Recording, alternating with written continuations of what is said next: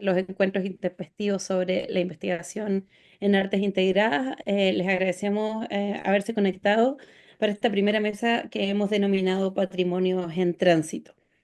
El objetivo es que sea un espacio de encuentro y de diálogo, así que aprovecho de comentarles antes de presentar a las invitadas cómo vamos a trabajar. Cada una de ellas tiene un tiempo de exposición de alrededor de 15 minutos para centrarnos sobre todo en el diálogo, en el intercambio, en el encuentro, en definitiva, que en esta ocasión está centrado en el patrimonio, pero desde una perspectiva que pretendemos contribuya a tensionar, articular discusiones sobre el tema.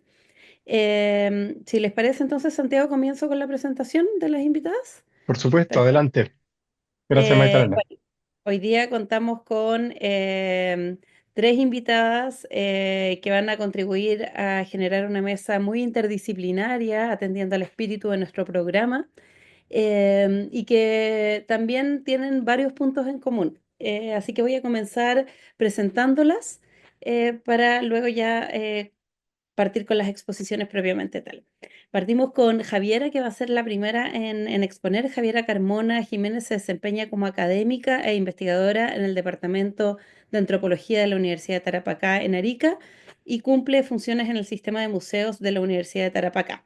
Es periodista y licenciada en Comunicación Social, magíster en Arqueología y doctora en Historia Mención Etnohistoria, ambos grados por la Universidad de Chile. Pertenece al claustro de diversos posgrados de la Universidad de Tarapacá. Sus investigaciones y publicaciones abarcan los estudios patrimoniales y de museos, las temáticas afro-latinoamericanas de larga duración y la comprensión de las mediaciones culturales contemporáneas en las que se articula el arte y los activismos. En la actualidad está desarrollando un proyecto Fondesit que se llama África y Afro-Latinoamérica en objeto y colecciones de los museos universitarios y estatales de Chile, conexiones intralocales, hemisféricas y transnacionales en los procesos de formación nacional de la alteridad en perspectiva sur-sur, siglos XX y XXI. También les presento a Asun Candina, doctora en Historia, académica del Departamento de Ciencias Históricas y el Centro de Estudios Culturales Latinoamericanos de la Universidad de Chile, e investigadora sobre la construcción de identidades sociales en contextos autoritarios en el Cono Sur. Además, es particularmente feliz poder presentar a Asun, que durante este semestre está como investigadora invitada de nuestro doctorado, o sea, de nuestro Departamento de Artes Integradas. Y finalmente les presento a Ana Lisset Mata Delgado, que es licenciada en Conservación Restauración por el ICRAM INA y maestra historiadora del arte por la UNAM. Es catedrática especializada en conservación restauración de arte moderno y contemporáneo, así como graffiti y arte urbano. Es profesora investigadora titular del seminario Taller de Restauración de Obra Moderna y Contemporánea en el ICRAM INA y cuenta con más de 19 años de experiencia en el campo de la docencia e investigación. Así que les damos la bienvenida nuevamente, les damos las gracias a Javiera, a Sun, Lisette por acompañarnos hoy, por aceptar esta invitación y por permitirnos conocer sus trabajos. Entonces va a comenzar Javiera, va en el mismo orden que las presenté. Entonces comienza Javiera, cuando quieras te escuchamos.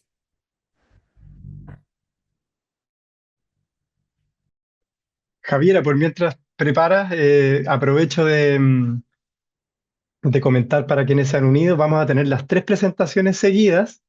Van a durar alrededor de 15 minutos cada una y luego vamos a dar paso a la conversación, la discusión. Ahí ya les contaremos el mecanismo para que eso ocurra. Cuando quieras, Javier.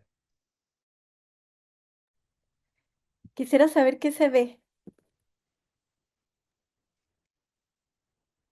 Sí, se ve perfecto, Muy estamos bien. viendo Y se ve la diapo. la Dice patrimonio diapositiva en 2. tránsito, patrimonio emergente, patrimonio desafiantes. Ok, entonces Esta es está, esa es la portada. esa es la portada. Perfecto. Ya. Es que tengo tantas cosas abiertas aquí que ya no sé qué es lo que voy a leer. Bueno, muchas gracias por la invitación. Muy contenta de poder compartir con colegas antiguos y colegas y colegos nuevos.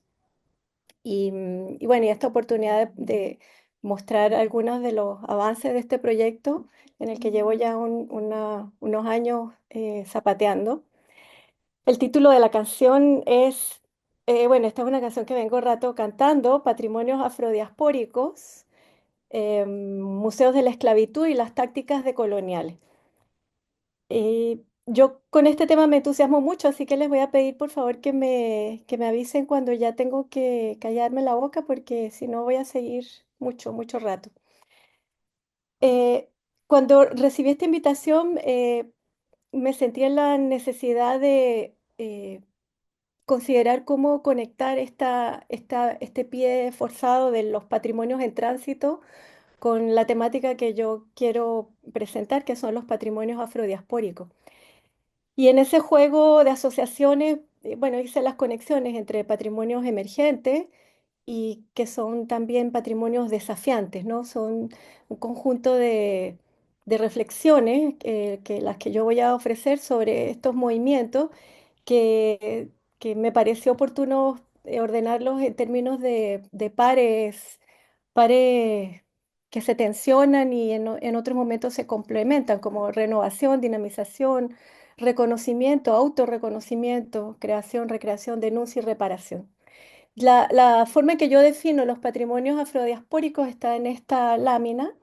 Lo planteo como esos patrimonios que están asociados a las vivencias de las poblaciones que fueron secuestradas desde África en el siglo XV, en la trata atlántica, tanto a las vivencias individuales como colectivas, y luego al movimiento voluntario e involuntario de sus descendientes por todo el globo. Y esto a su vez implica esta dispersión de objetos culturales diversos, de prácticas, subjetividades, seres no humanos, porque en mi investigación también he estado pesquisando especies botánicas y zoológicas que están en los museos. Y todo esto ligado de alguna manera a un conjunto de desplazamientos, de significaciones en cuanto a recolección y acopio, ocasionados por la acción colonialista, donde los museos son una de las instituciones colonialistas por excelencia. En esta pesquisa, eh, yo he podido identificar que, bueno, todo patrimonio implica una comunidad, ¿no?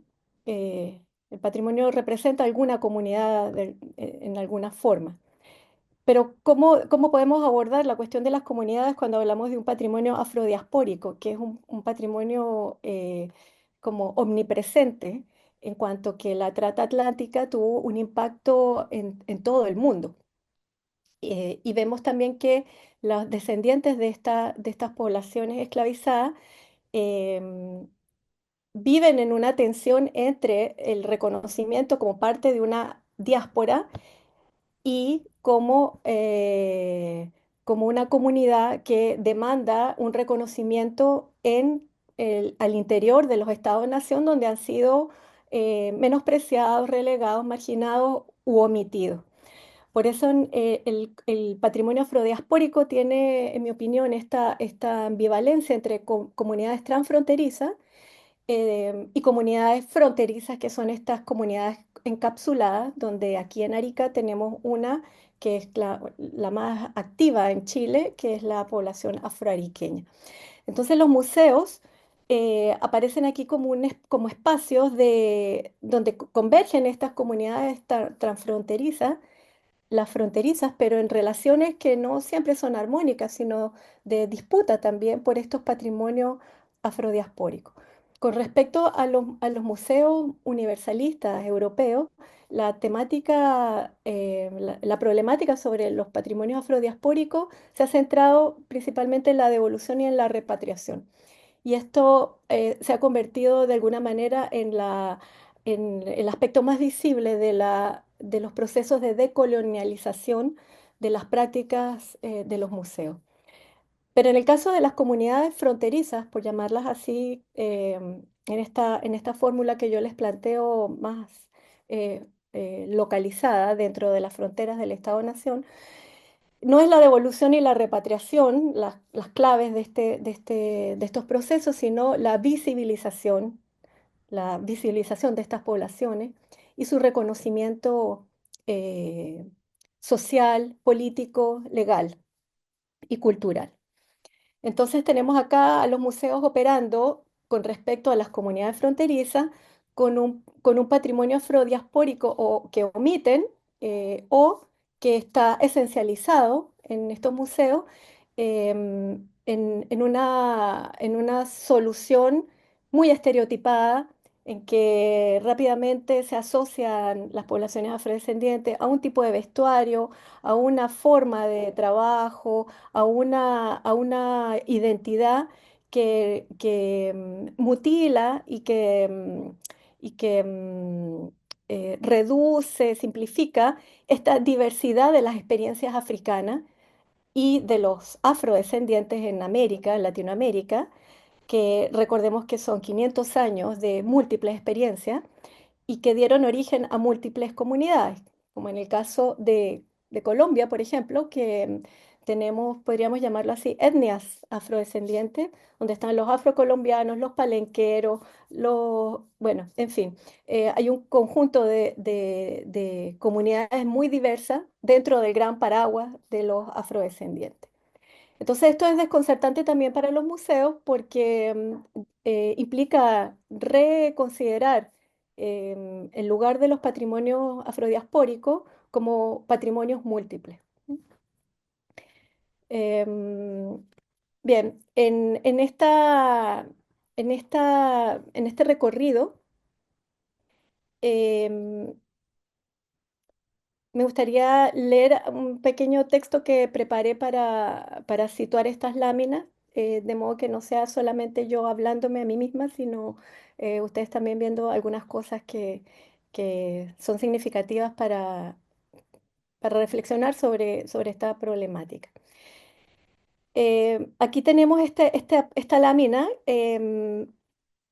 que corresponde a las múltiples rutas que son representadas habitualmente en los museos de la trata atlántica, que revelan esta dimensión transnacional y hemisférica de las redes que se constituyen fundacionales en la problemática afrodiaspórica. Y aquí vemos el famoso triángulo del intercambio de mercancías humanas y mercancías no humanas en estos 500 años. En este escenario es desde donde se ha construido la perspectiva de los campos sociales transnacionales, donde tenemos la circulación de estos objetos que se desplazan en un conjunto de redes que son de relaciones sociales y también de ideas, de prácticas, etcétera, y de mercancía. Entonces, esta condición de movimiento es la que ha permitido también acuñar ciertas concepciones de lo afrodiaspórico como una condición más universalizable, aglutinante, en conceptos como el Atlántico Negro o la negritud o el decalage, lo afroliminal, la cimarronía, el marrón, etcétera. Pero al mismo tiempo tenemos otras redes de movimiento que nos permite precisar también estas otras conexiones que atraviesan las fronteras nacionales, que están circunscritas por las demarcaciones de colonias y que más bien revelan situaciones inversas de introversión de ciertos lugares, de relativo aislamiento, y en estos marcos se vuelven prioritarias las cuestiones internas, adquieren mayor relevancia las nacionales, las locales, y la frontera entonces adquiere aquí un valor distinto, ¿no? Aquí tenemos este mapa de la publicación reciente de Juan José Martínez con Celia Cassen, donde se revela un conjunto de rutas internas en el ámbito de la macrozona surandina, podríamos decirlo así, la macrozona centro-surandina, con respecto al desplazamiento de los cautivos a lo largo de 200 años aproximadamente, ¿no? Entonces, a partir de eso, vemos cómo los museos están interpelados por este conjunto de datos, de, de trayectorias, de experiencias que no están siendo reconocidas o representadas al interior en sus narrativas museísticas. Y en este contexto sería oportuno mencionar lo que sucede con los museos europeos, que los museos europeos en general están siendo interpelados por este fuerte movimiento de decolonización de las prácticas y las colecciones. Podríamos definir la decolonización como este proceso de reconocimiento de las condiciones eh, de las condiciones en que fueron eh, acopiadas o aglutinadas las colecciones que tienen que ver con circunstancias históricas coloniales que implican apuntar a esta ideología y al eurocentrismo de la museología occidental, tanto en términos conceptuales como discursivos y de prácticas asentadas regulares. Pero también la decolonización implica no solamente el reconocimiento de estas operaciones ligadas al poder, sino también la incorporación de otras voces y perspectivas diversas. Em, de modo que un análisis crítico sostenido sobre estos procesos permite la adopción de prácticas profesionales dentro de los museos que estén más bien basadas en una ética relacional, más allá de esta tradición centrada en la erudición, ¿verdad? Eh, el debate sobre la decolonización en los museos ha avanzado no solamente en cuanto a la devolución de piezas, que se convierte como en el aspecto más central, como ya señalé, sino también con el retiro de exposiciones etnográficas que son abiertamente racistas, con la aproximación a la colonialidad de las colecciones botánicas, geológicas, zoológicas, etcétera. Y también otro aspecto que está en discusión es la, eh, l- el nivel de reparación que puede significar la restitución digital de las piezas, de los objetos culturales, que si bien favorecen el acceso remoto a las colecciones, em, también tiene aspectos problemáticos con respecto a cómo se estandariza la información y el registro de los metadatos. Hemos visto, yo he estado pasando láminas de acciones en distintos museos de Europa con respecto a- a la devolución de las piezas y a la resignificación de las piezas con respecto al aporte que pueden hacer artistas afrodescendientes contemporáneos en relecturas sobre las piezas, que esa fue una que mostré recién sobre del Museo del Louvre. Em, uno de los rasgos que caracterizan a los patrimonios afrodiaspóricos en los museos del norte global es lo que se ha llamado la materia oscura. Y eso también está presente en los museos estatales de Chile y en muchos países de Latinoamérica. Y tiene que ver con la gran diversidad y cantidad de objetos, sin contabilizar, que tienen una relación con los procesos afrodiaspóricos. Aquí estamos hablando de objetos sin contabilizar que abarcan restos humanos, objetos culturales, especímenes naturales. Y esto es realmente un obstáculo para comprender cómo las piezas de África aportaron tanto al desarrollo de las disciplinas científicas occidentales, eh, comprender cómo fueron desplazados estos pueblos y sobre todo la acumulación de riqueza en los distintos países. Estas piezas que están desaparecidas finalmente se vuelven incapaces de informar sobre los debates públicos relevantes, como en el caso de los países latinoamericanos con respecto a la extensión y fortalecimiento del racismo. Javiera, ¿Sí? atendiendo a tu petición inicial, te comento que tenemos que ir cerrando. ¿Cuánto me queda? Eh, un minutito, la verdad. Un minuto. Ok. Todo lo que pueda, sí, lo más rápido que pueda. Ya, Gracias. entonces solo voy a mostrar el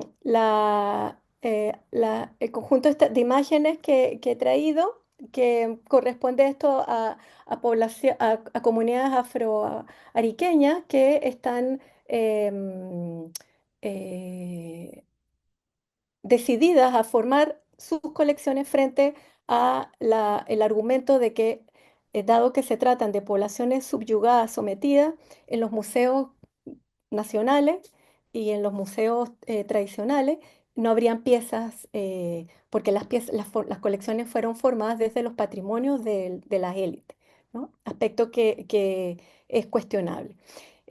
Simplemente mostrar estas imágenes y como mínimo ejercicio, bueno, estas son piezas que hay en distintos museos de Chile que yo he ido pesquisando, simplemente como un ejercicio de cómo podemos emprender una mirada decolonializadora sobre las prácticas de los museos, detenerme en este cuadro que está en el Museo Histórico Nacional del Marqués de la Casa Real, que fue este Francisco García Huidobro, quien fue quien obtuvo la concesión para acuñar las monedas en el siglo XVIII, a mediados del siglo XVIII en Chile.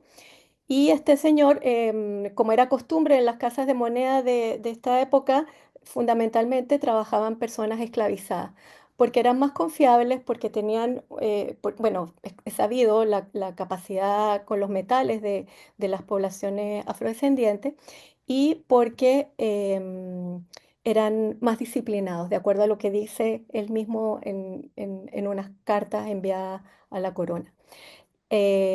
Tenemos esto exhibido, este cuadro exhibido en la sala del siglo XIX, XVIII en el Museo Histórico Nacional, y junto a ella está esta moneda que es de las monedas que fueron fabricadas en la Casa Real. El relato sobre estos dos objetos que están en el Museo Histórico Nacional es un relato sobre las élites. Sin embargo, de una forma oblicua, nosotras podemos establecer aquí esta presencia fantasmal, em, invisibilizada de una comunidad afrodescendiente que estaba viviendo, que vivió en la Casa de la Moneda durante más de 80 años, acuñando estas monedas. Por tanto, esta moneda, de alguna manera, nos representa a un sujeto eh, africano o afrodescendiente en Chile. ¿M? Y con eso ya termino. Muchísimas gracias, Javiera, por tu presentación. Ahora, para quienes hayan llegado, en el transcurso de la presentación les comento que van las tres presentaciones seguidas. Ahora es el turno de Asun Candina, que va a presentarnos su ponencia Activismo Memorial y Estudios Patrimoniales en la Atención sobre el Pasado en el siglo XXI. Luego de esta exposición viene la exposición de Lisette Mata y luego vamos a la discusión, al espacio para conversar y dialogar. Asun, cuando quieras. Ok. Bueno, hola, buenas tardes, gracias por la invitación. Por supuesto, soy Asun Candina, Polomer de la Universidad de Chile y voy a proceder a compartir pantalla en este momento eh, para tratar de ser también lo más breve posible. en- Mira, sin querer, aquí. Así que bueno.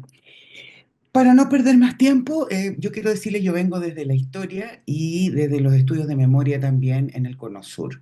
Entonces, cuando me invitaron acá, yo pensé que una cosa interesante de compartir con ustedes sería la reflexión actual que yo estoy haciendo y estoy investigando, que está centrada en el sitio del barrio histórico Puerto de Valparaíso, pero que va más allá de eso, sino que tiene que ver con este cruce y esta tensión que se ha producido sobre el activismo memorial y los estudios patrimoniales en el siglo XXI, particularmente de la primera década del siglo XXI en adelante.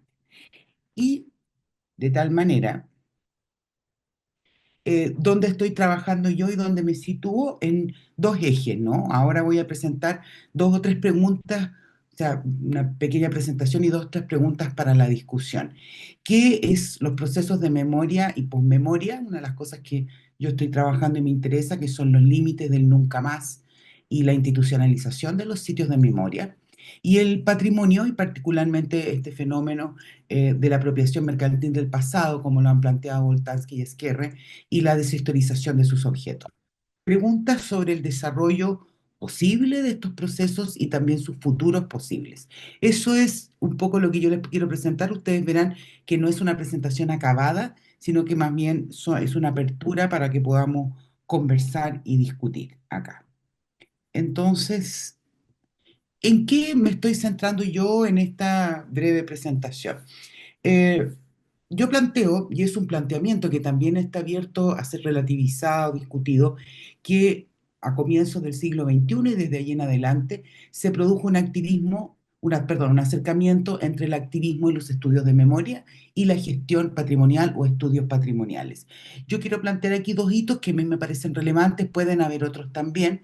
En el año 2004, la ex Viña Grimaldi, hoy Parque por la Paz, campo de detención ilegal y torturas de la dictadura, fue declarado sitio de memoria por el Consejo Nacional de Monumentos Nacionales en Chile. El año 2008, la ESMA, la Escuela de Mecánica de la Armada en Argentina, también un centro de tortura y de apariciones, también fue declarado Monumento Nacional en Buenos Aires. Ahí tenemos una imagen de la ESMA donde de hecho hay un borramiento de la imagen más conocida, y que ahora se llama el Centro Cultural Haroldo Conti. Hay un borramiento de la imagen más conocida de la ESMA, con que decía ESMA arriba, y tenemos esta intervención con las caras y las figuras de detenidos desaparecidos y ejecutados políticos. Es decir, lo que yo estoy planteando acá es que uno podría decir que hasta la primera década de este siglo, memoria y patrimonio fueron campos que tenían escasa conexión en el Cono Sur. No estoy hablando del mundo en general, sino de lo que ocurre en América Latina. Mientras el primer campo, el de los estudios y activismo de memoria, se centra en la denuncia del terrorismo de Estado, de la llamada ola autoritaria de la segunda mitad del siglo XX, la difusión de los testimonios y las huellas físicas de la represión y la reflexión sobre las luchas por la memoria en las sociedades contemporáneas. El segundo había tendido a concentrarse en la conservación de vestigios y obras arquitectónicas y artísticas de un pasado más distante. Es decir, hasta yo diría fines del siglo XX, década de 1980 o hasta los 90, es posible decir, la memoria era un territorio de los activistas por los derechos humanos y el patrimonio era un territorio de historiadores del arte, arqueólogos, arquitectos y otros profesionales. Esto es lo que yo planteo que cambia. Es decir, si yo pudiera graficarlo, ustedes aquí lo ven, la memoria es la imagen que está primero, ¿no?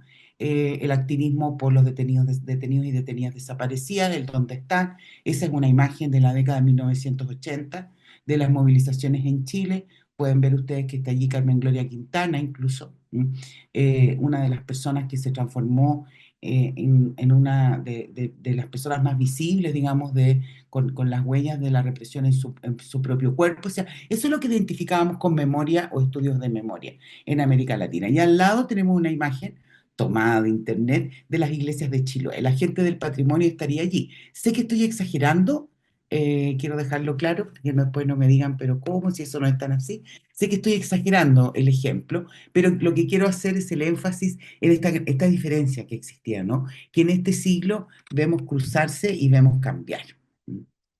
Entonces, la pregunta en la que yo estoy es ¿por qué se ha producido este cruce? ¿Qué significa y qué puede significar? ¿Cómo, por lo tanto, se está produciendo esta patrimonialización de los lugares del horror? Que me estoy refiriendo a esa memoria. ¿Cómo afecta este giro patrimonial que se ha producido en el campo de memoria a algo que también me parece una cosa, está bien frágil últimamente, que es las funciones sociales del activismo memorial y sus funciones pedagógicas, uno podría decir, y lo que ha sido su gran objetivo, que era el nunca más, desde la década del 70 en adelante, o sea, desde que todavía las dictaduras estaban en adelante, se plantea que nunca más es como el gran objetivo del activismo memorial. ¿Qué significa? Que en algunos textos, es algo que yo ya estoy encontrando, viendo en la bibliografía, memoria y patrimonio casi actúan como sinónimos. memoria y patrimonio sean como lo mismo, cuando si yo lo miro de atrás no tenían mucho que ver. Y si esto se relaciona con un cambio en regímenes de historicidad, por usar el término de Hartog, y de administración, por decirlo así, simbólica, y por lo tanto material del pasado en el presente. Estas son las preguntas con las que yo he estado trabajando. ¿Qué pasó acá y cómo fue que se produjo ese cruce? Estas son tres posibles respuestas, pero respuestas que son para la discusión. En primer lugar, uno podría decir la sobrevivencia de los tipos de los sitios de memoria, que tiene que ver con el paso del tiempo. En el año 2003, 50 años de los golpes de Estado en Chile y Uruguay, 47 el golpe en Argentina, casi 60, 1964, del golpe de Estado en Brasil. Es decir, nos estamos enfrentando con algo que sabíamos que iba a ocurrir en algún momento, que la memoria viva, es decir, de sujetos vivos de esas experiencias, tanto revolucionarias como dictatoriales, se empiezan a alejar y se empiezan a transformar en un nicho generacional. Es decir, ya no es el conjunto de la sociedad quienes han vivido desde una u otra vereda, desde uno u otro lugar, esas revoluciones y dictaduras, sino que aparece el todavía, ¿no? Quienes todavía están y quienes todavía recuerdan. Ese todavía sí ya se instaló y sabemos que va a seguir creciendo. Por lo tanto, uno podría decir que la declaratoria monumental, la declaratoria patrimonial, permitiría que los objetos los objetivos, digamos, de la conservación y la pedagogía del nunca más sigan activas cuando las familias y sus familiares directos, las víctimas y sus familias directos ya no estén. Que sabemos que es algo que va a ocurrir en algún momento y que de hecho ya está ocurriendo. Entonces uno podría decir, bueno, allí se vio un camino para que esto no desaparezca. Dado que desaparece ese activismo directo de la víctima y de sus familiares directos. En segundo lugar, y esto es algo que también planteo, un cambio y una apertura, o una posible apertura a que los estudios patrimoniales eh, puedan asumir. Y cito acá, y no lo voy a leer porque ustedes saben leer y probablemente ya lo conocen, que es una mirada crítica a lo que aquí se define como el discurso patrimonial autorizado. No creo que esto también se, se conecta con lo que ha dicho Javiera, es decir, el privilegio de los sitios antiguos, grandiosos, prestigiosos, aprobados por expertos, predominantemente europeos, porque estos expertos son occidentales, con ciertas disciplinas como la arqueología, la historia, la arquitectura y la historia del arte, que son desde allí salen, empieza a ser cuestionada, hay una desafección a esa manera de pensar el patrimonio, aparece el concepto de patrimonio inmaterial también, que no está mencionado acá en esta cita, pero sabemos que es muy relevante, y de tal manera aparecen, por ejemplo, organizaciones como esta, la Asociación de Estudios Patrimoniales Críticos del año 2012, que empiezan a plantear la importancia de los patrimonios de otros grupos sociales y también de otros tipos de comunidades. Uno podría pensar también que allí, a partir de estas grietas en el discurso patrimonial autorizado, los sitios de memoria encuentran un lugar en lo patrimonial. Y por último, y esto lo tengo menos pensado, reconozco, menos como articulado con lo otro, lo que yo llamo el fracaso relativo, y hago énfasis en relativo, no es, por algo no estoy poniendo fracaso, de la pedagogía del nunca más. No me voy a extender mucho en esto porque prefiero que mejor lo conversemos y saber la opinión de ustedes también.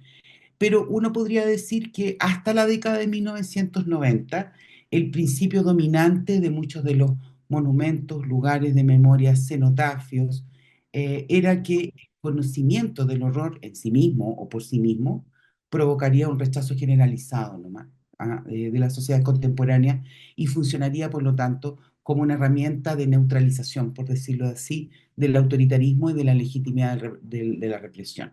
Es decir, el saber del horror, el saber qué pasó, el mostrar los rostros, el mostrar los lugares, el mostrar, bueno, esto que ocurrió, le ocurrió a estas personas, el difundir los testimonios también, tendría un efecto, por decir, yo no me atrevería a decir que automático, pero era un efecto esperado. O sea, ¿quién normal no estaría por rechazar esto y por decir efectivamente en nunca más?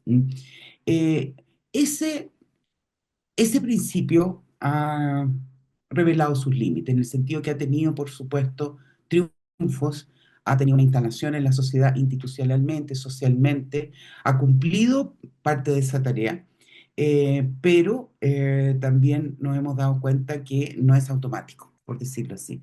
los sitios, las iniciativas de memoria, de pedagogía de los derechos humanos se multiplican, se crean programas estatales, programas privados, pero es cierto que nunca más no se ha instalado en la sociedad latinoamericana como un principio de convivencia social y política indiscutido, por decirlo así. Memoria y derechos humanos siguen siendo conceptos identificados socialmente con la izquierda y con la defensa de sus intereses. El algo Albarán hecho sigue circulando en nuestras sociedades y la distancia, es decir, con ese horror, la relativización del horror está acá.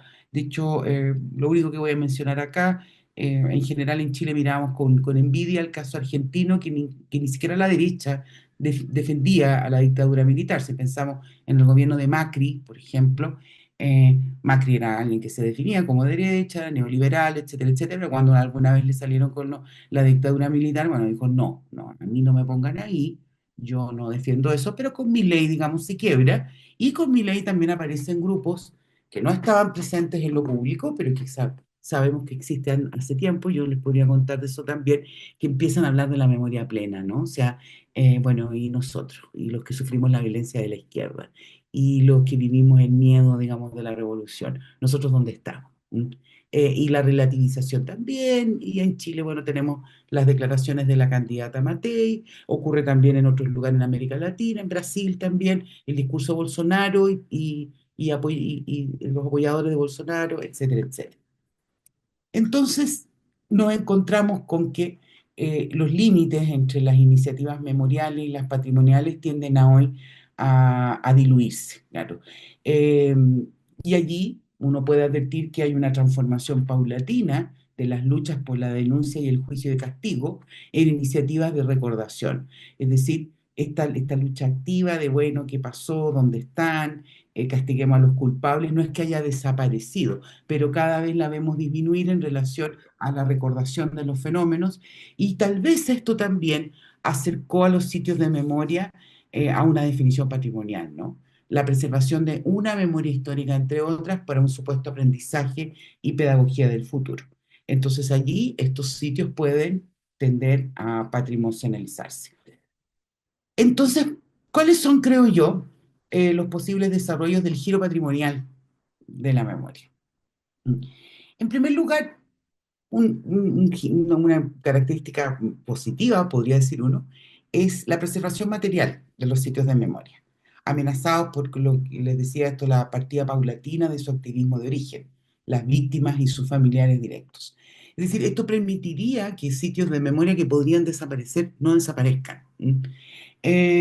Un diálogo y un enriquecimiento, que esta es otra característica positiva que a mí me interesa mucho, con los contenidos patrimoniales, es decir, a partir de la integración de otras memorias y huellas del pasado reciente a los guiones públicos, es decir, a ese discurso patrimonial autorizado que ya sabemos que está en entredicho, esta tendencia a incluir otros patrimonios materiales e inmateriales, tangibles o intangibles, que también son parte de la historia, que también pueden valorarse patrimonialmente y para su conservación, tiendan a enriquecer esos sitios patrimoniales y no a dividirse, como, bueno, aquí estamos nosotros y allá están ustedes.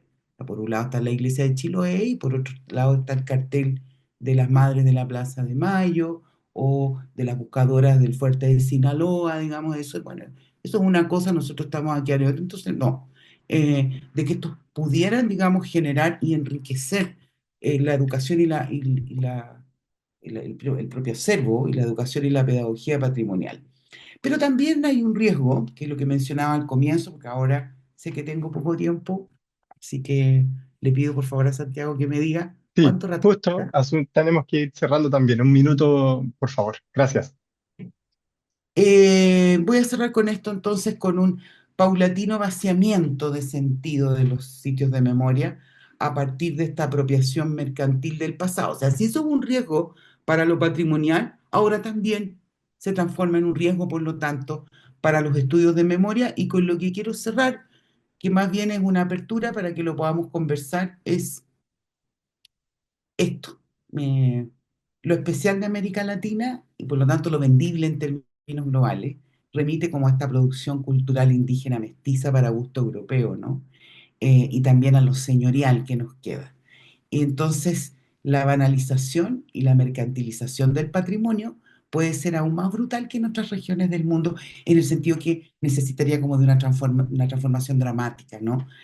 Para este público externo. Y allí es donde uno se hace preguntas. Y quiero cerrar con esto. Yo estoy revisando, entre las cosas que estoy leyendo, es el plan de gestión 2025-2034 del sitio Barrio Histórico Puerto, en la corporación que se creó en 2022 con la Corporación Municipal para la Administración del Sitio Patrimonial. Entonces tiene cuatro áreas, tres áreas de gestión: económica, administrativa y territorial, que se dividen a su vez en cuatro líneas. En esas líneas está memoria local. Quiero mostrarle lo que dice con respecto a memoria local. Dice que esta área de memoria local va a tener dos programas. Uno de rescate y difusión, rescatar, registrar las maneras distintas que las comunidades del sitio recuerdan y recrean un modo de vivir cosmopolita a través de conversatorio y todo eso. Uno se encuentra aquí más bien más que con un tema de memoria, con esta antigua idea de la historia local, ¿no? De la izquierda, en dictadura, de que, bueno, si reconstruimos nuestra historia local, eso nos ayuda a la conciencia política, etcétera, etcétera. Y la educación patrimonial, transferir conocimientos a audiencias locales e internacionales. Entonces, lo que yo me pregunto, como alguien que viene de los historiadores de memoria, ¿qué tiene que ver la memoria con esto? La memoria como un activismo, como una lucha social, como el reivindicar aquello que ha sido invisibilizado, que ha sido el principal motor de los estudios de memoria en América Latina, y es lo que le ha dado un lugar a estos sitios de memoria, porque no es cualquier memoria, es esa en lo patrimonial. Eh, lo dejo allí y para que sigamos conversando. Muchas gracias. Muchísimas gracias a ti, Asun, por la presentación. Voy a dejar Vamos, de... ok, A ver, perfecto. Sí, eh, ahí está. ahí está.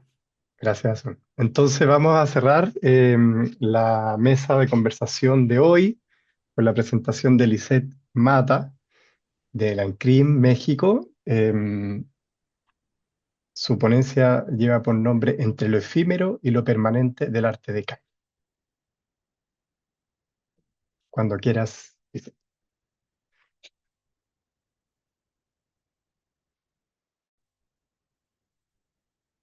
Listo. Hola, buenas tardes. ¿Ven la presentación o no? ¿Sí? La vemos, pequeñita, no en pantalla Ah, completa, pero no, se no, ve. vale, vale, vale.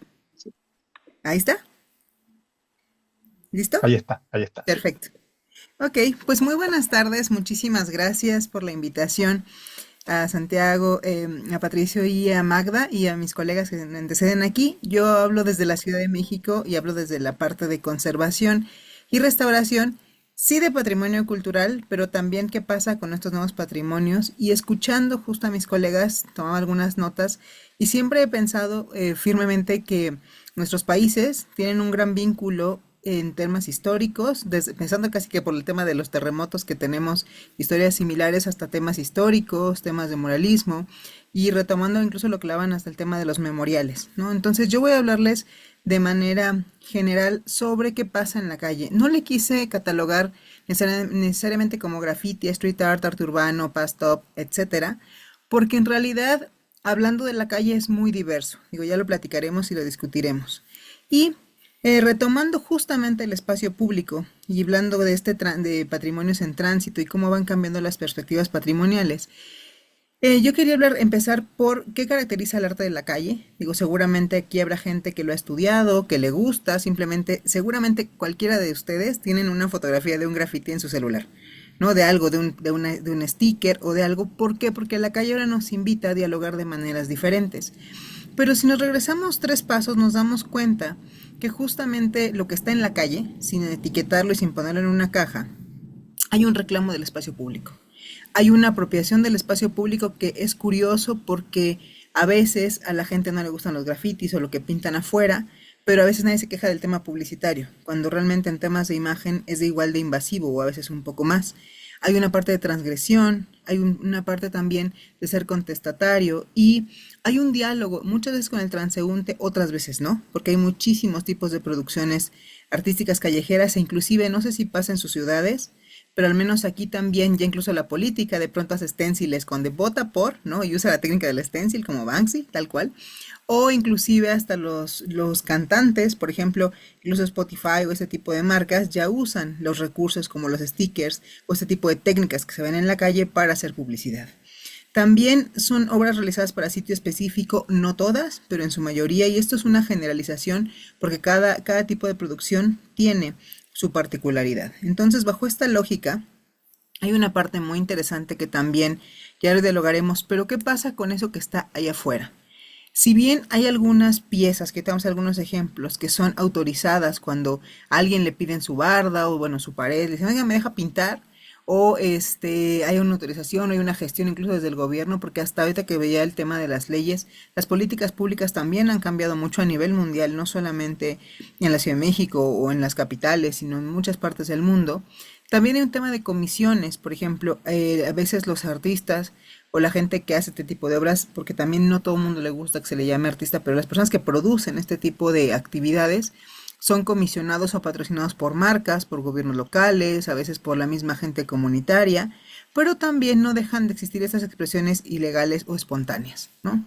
Sin hacer en ningún momento ninguna apología al delito, porque particularmente a mí la calle me apasiona, y me apasiona porque yo vengo de una formación en donde como muchos colegas restauradores nos forman para conservar obras o piezas que ya tienen de entrada una categorización patrimonial. Ya está dado de que eso se tiene que conservar. Pero ¿qué pasa con esto? ¿No? ¿Qué pasa con esto que le estoy diciendo, es transgresor, es efímero, es procesual? ¿Cómo de pronto querer conservarlo hace que se vuelva estático? Vamos a ir viendo algunas perspectivas. Les ponía aquí algunos ejemplos que seguramente también ustedes encontrarán en sus ciudades. Por ejemplo, Kaiosama en la parte superior derecha, pues que ustedes lo tienen ahí en Santiago, ¿no? En Chile, o en lugares, por ejemplo, como Melbourne o diferentes lugares en la ciudad, en el mundo, perdón, en diferentes ciudades, ya hay zonas llenas de graffiti en donde se han vuelto puntos turísticos, se han vuelto recorridos casi obligados, o donde la gente incluso va y se toma fotografías para sus bodas, que antes era impensable, o lo que les muestro del lado izquierdo, nuestro tema de los bajopuentes, al menos en mi ciudad, se ha vuelto un punto referencial para que también queden esas decoraciones, más de que son formatos murales, pero hechas a partir de gente que hace graffiti. Y bueno, el clásico Banksy que está en muchos lugares y que tenemos en muchas partes del mundo, o tal cual, una acción sin alguien que necesariamente sea un grafitero, sino que pintó la calle. ¿Por qué? Porque hay que recordar que el principio básico de cualquier infancia es rayar, ¿no? Rayar una banca, rayar una pared, rayar algo. Entonces, esto que ahora vemos, si es patrimonial o no, viene desde un momento muy primario en nuestras vidas.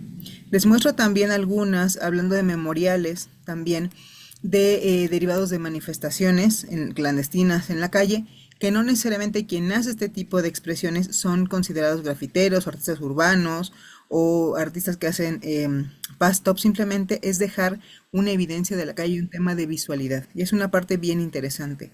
La calle le da cabida a todo el mundo, pero a la vez también pone ciertas reglas, ¿no? Entonces, muchos de esto que estamos viendo ahora seguramente conocían el caso, al menos cuando en el 2019 se rayó la columna de la Independencia a partir de una manifestación feminista. Siempre se ha rayado esa avenida, siempre. Lo que fue radical fue que él fue el monumento a la independencia, no era como un monumento que tiene una categorización histórica, pero ¿cómo? El del lado derecho es lo mismo, son consignas similares, pero es un bajo puente que realmente no tiene esta categorización. Entonces también hay sitios, hay lugares en donde la visualización es importante. Les ponía este ejemplo hablando de lo que decían el tema de la decolonización, que también me pareció interesante. Seguramente conocieron o han escuchado en varias noticias que en varios lugares en el mundo han querido quitar, por ejemplo, monumentos que hablan, ¿no? De las conquistas, de Cristóbal Colón. Este artista que se llama Bloque Negro, lo pueden seguir así en sus redes sociales, hizo una intervención junto con otras personas de no necesariamente grafitear, sino justamente poner pintura sobre las esculturas, pero hizo este caso que me pareció muy interesante, como un tema de protesta sobre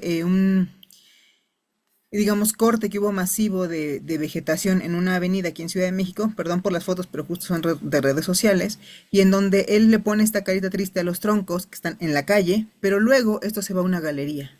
Entonces, este cambio de la calle a la galería o al museo empieza a dar una categorización distinta, o cómo empezamos a ver esta perspectiva.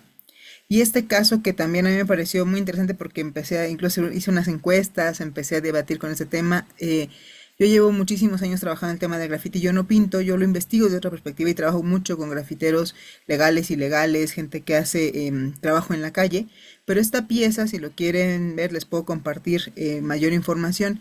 Esta pieza, que fue de un artista contemporáneo que se llama Chavis Mármol, haciendo una crítica al tema de Tesla y con todo este tema del Temec y todo, pues pone una cabeza olmeca, ¿no? La cultura mexicana sobre un Tesla en un terreno que es un terreno privado de un hotel que lo patrocinó, o sea, le pagan la obra, pero al tiempo, Siller y otros grafiteros, Siller es uno de los grafiteros más ilegales y que más invaden la Ciudad de México, se brincaron el espacio y grafitearon esto. Y se dio un debate súper interesante en redes sociales de qué es más válido de conservar o no, se quita o no se quita. Llegaron a un diálogo en donde eliminaron este graffiti que habla del crew de Siller y ahora la pieza es esta. Entonces, yo siento personalmente que ahora la pieza tiene más importancia, más que por el artista en sí mismo y la obra en sí, por la crítica que hace al tema económico, por toda la intervención que ha tenido el espacio. ¿Cómo entonces, cómo decidimos qué se queda y qué no?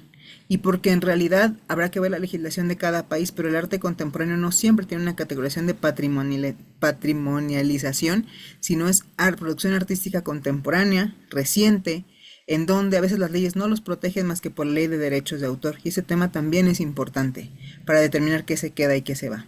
Pero será importante para quién es importante la calle, o sea, ¿lo conservamos o no lo conservamos?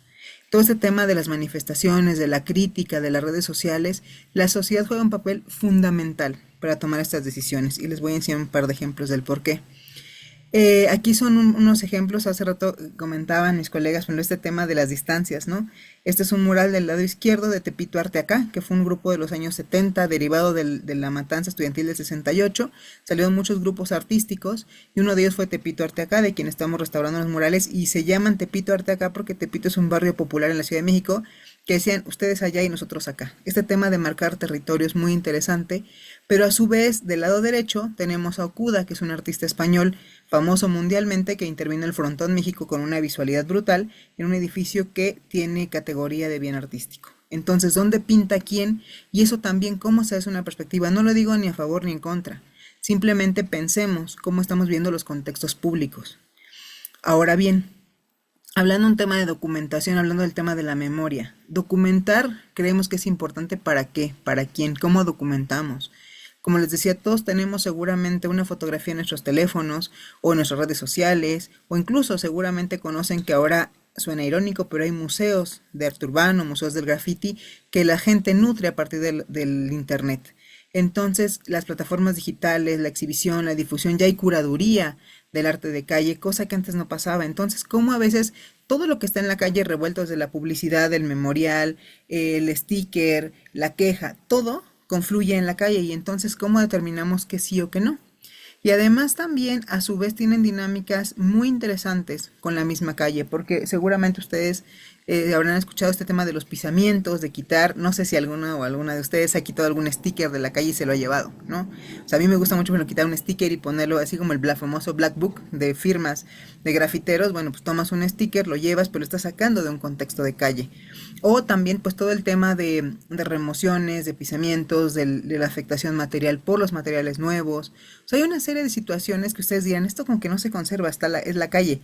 Bueno, pues les parecería sorprendente, porque hay muchísimas acciones que desde hace ya varios años han estado permeando en el arte de calle, y en donde enlistando una serie de acciones, por ejemplo, la conservación preventiva, que es desde hacer una foto, eso ya es conservar algo, esa es la base primaria, ¿no? Los restauradores decimos que lo que no se conoce no se conserva, y ahora con las redes sociales se ha vuelto brutal, ¿no? Incluso seguramente en TikTok pueden ver entrevistas. De hecho, yo conocí a Magda en un taller para entrevistas y les hablaba yo de cómo hay gente con la que puedes dialogar, gente que nunca le ves la cara, pero que hablas de sus memorias de vida y por qué rayan la calle, cuáles son sus motivaciones, o entrevistas muy abiertas con gente que no sé, como Belin, ¿no? Que es muy famoso y que muestra su rostro y sí, soy artista urbano. ¿Cómo hacemos que esas personas que están actuando actualmente en la calle, cómo podemos documentarlas, ¿no? Hay barreras de protección, se han hecho procesos de restauración, de reproducción, de documentación y registro. Y ahí, por ejemplo, les quería presentar dos casos breves. Este es de Todos Juntos Podemos Parar el SIDA, de Kit Haring. Cuando ustedes recordarán, seguramente han visto estos videos en redes sociales, en donde Kit Haring es apresado en el metro de Nueva York por pintar el metro, ¿no?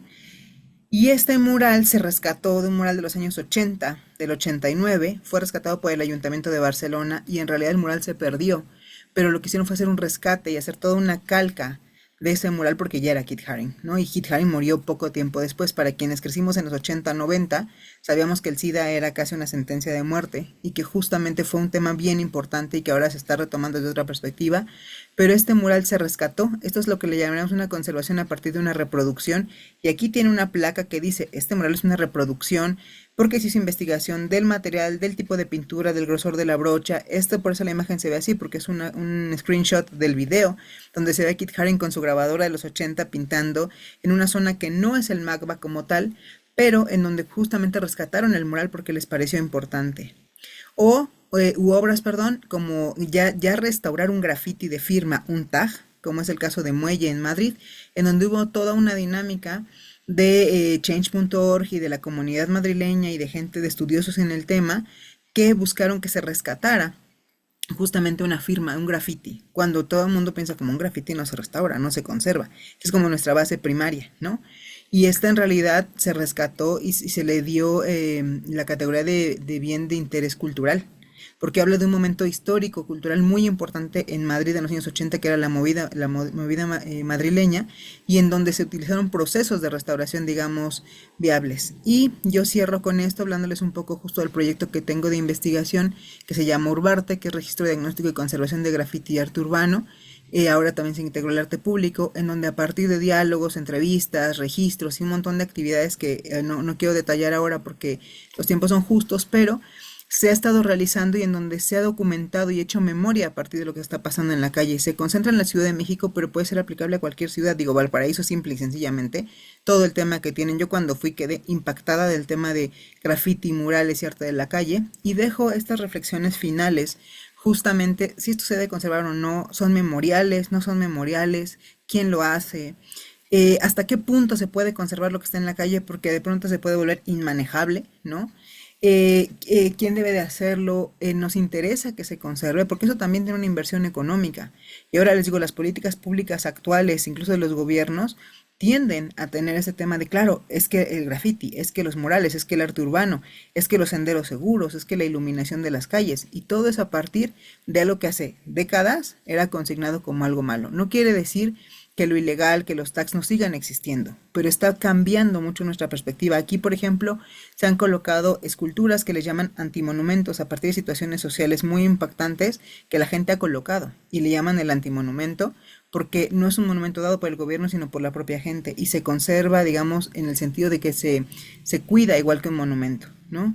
Yo creo que es muy importante también evaluar qué está pasando en nuestros propios contextos para poder determinar cómo hacerlo, cómo vamos a asumir esto al futuro. Evidentemente no todo se va a poder conservar al futuro, pero ya decían mis colegas que me antecedieron, ¿no? Cómo está cambiando esta perspectiva de lo que antes veíamos como algo lejano, a lo que, caray, ahora resulta que es importante. Y la gente, yo creo que la sociedad juega un papel fundamental. Porque si nosotros desde nuestros ámbitos profesionales queremos conservar o queremos actuar o documentar o hacer historia, tenemos también que tener esta parte social que a mí me parece fundamental, pues para poder trascender más allá. Y con esto cierro.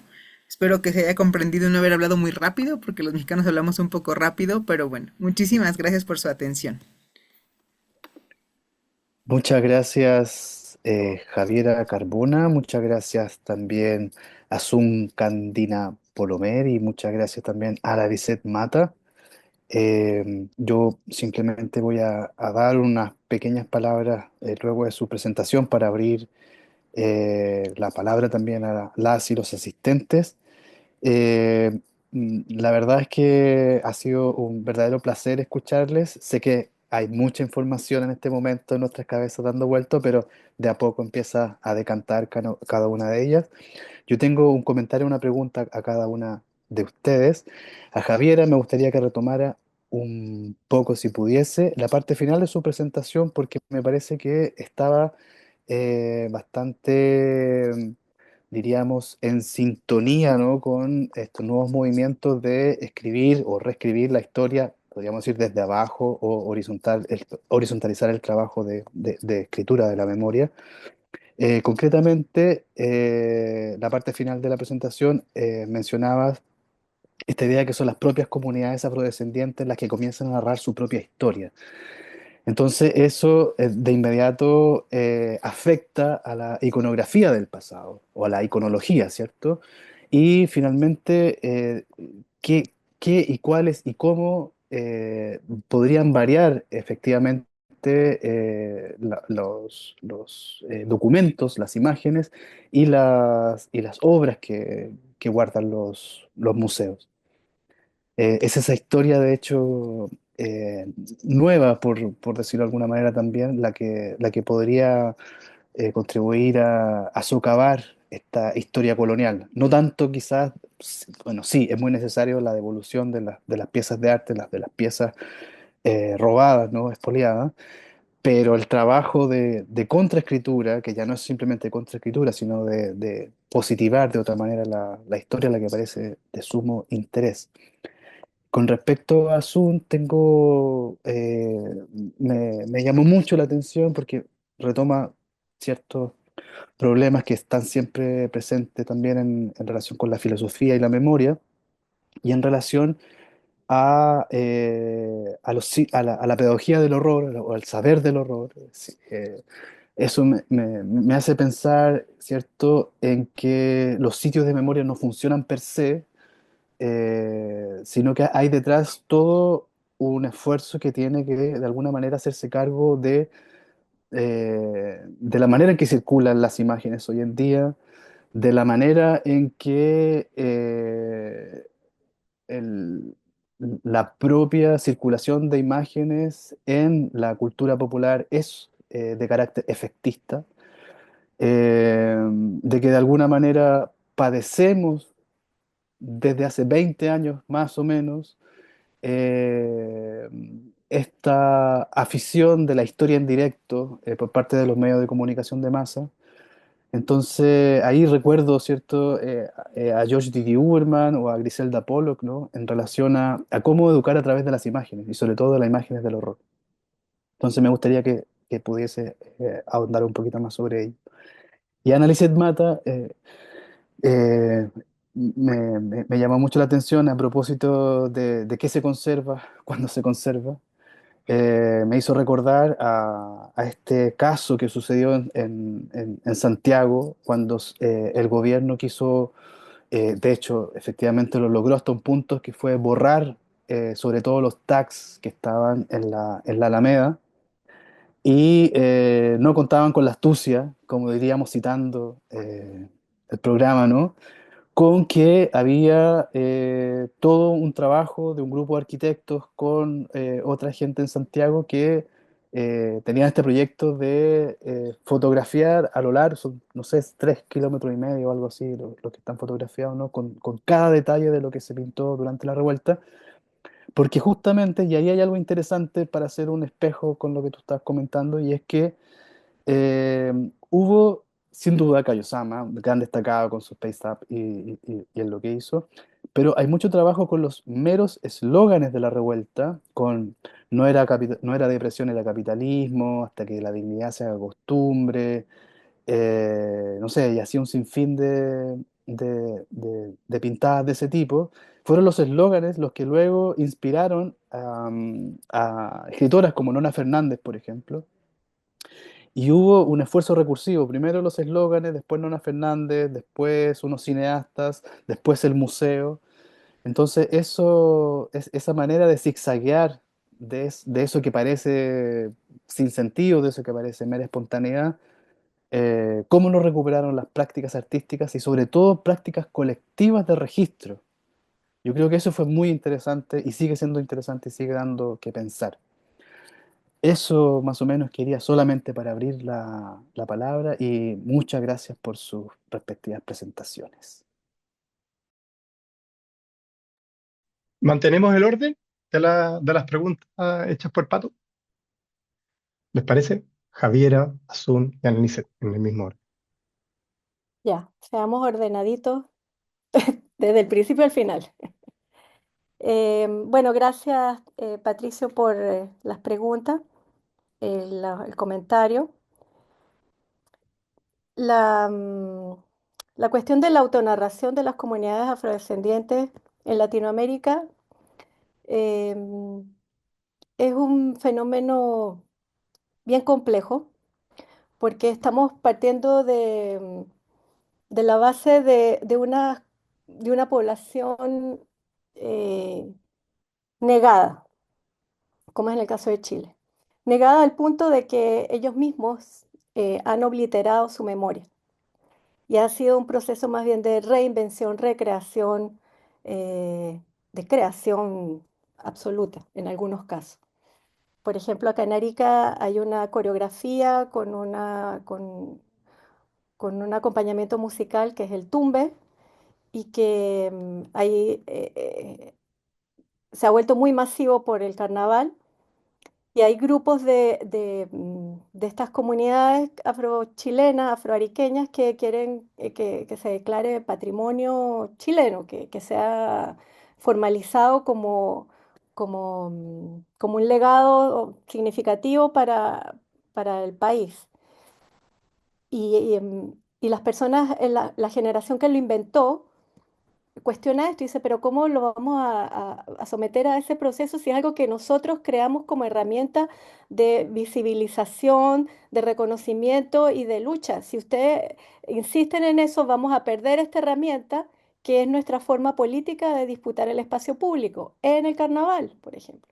Entonces vemos que entre las comunidades hay una disputa muy llamativa y compleja sobre las posibilidades de la autonarración. En el caso de los museos, em, vemos que están muy desconectados del ritmo y del pulso que tienen las comunidades. El 2024 finalizó el primer decenio de las poblaciones afrodescendientes, nominado por la ONU, y, y en lo que corresponde a avances con respecto a la educación en, en- en el desarrollo de la trata atlántica y sus consecuencias en el presente, y el sistema de esclavitud y la persistencia del racismo, la evaluación fue de tal nivel que finalmente se acordó en diciembre del 2024 proclamar un segundo decenio. Y dentro de esas deudas estaba justamente el relato sobre las poblaciones afrodescendientes, tanto para las instituciones de la memoria como los museos, los archivos, las bibliotecas, y fundamentalmente con respecto a todos los mecanismos del Estado para em, extender, promover, difundir este pasado que resulta muy problemático en el presente porque implica también puntualizar quiénes son los que se enriquecieron en el pasado y que siguen manteniendo la riqueza en el presente. ¿Mm? Que ese es un poco el ejercicio que yo intenté hacer con lo del Museo Histórico Nacional. Y ahí el Museo Histórico Nacional estaría en un gran aprieto asumiendo una perspectiva decolonizadora donde, donde parte del horizonte fuera reescribir esto, em, no reescribirlo, escribirlo por primera vez, porque de este tema no se ha hablado en Chile y prácticamente en ninguna parte de Latinoamérica, sobre la narrativa del lujo y la riqueza que está asociada a a la trata atlántica y que tiene sus consecuencias en las brechas profundas y desigualdad que hay en las sociedades contemporáneas. Entonces tenemos que las comunidades afrodescendientes están envueltas en unos marcos em, de significados para narrar su propia devenir, que están muy encapsulados en las dos funciones de visibilizar su existencia, de que que no son extranjeros, que son parte de cada uno de estos estados nacionales, y lograr el reconocimiento político, cultural y legal en estos países, que ese fue finalmente una de las conquistas del decenio, que en toda Latinoamérica ya están reconocidas las poblaciones afro afrodescendientes en cada país. Pero en el caso de los museos, persisten 5 relatos que son tan poderosos, tan fuertes, que funcionan como un corsé también para las comunidades afrodescendientes en esta lógica de la borradura de memoria. Y en estos museos son el relato de la riqueza y el refinamiento, ¿no? Que se está muy fuerte en los museos europeos fundamentalmente, que han decidido abordar el problema, el relato de la esclavitud. El segundo es el de la sumisión y la victimización, que es el que aparece una y otra vez en los museos comunitarios, los pocos museos comunitarios que hay en Latinoamérica que narran la esclavitud. Y lo que ocurre con ese relato es que queda disociado de las consecuencias del presente. Es la victimización de unas poblaciones que se pierden en el tiempo, seguido por el relato de la resistencia y la rebelión, pero siempre encapsulado en un pasado.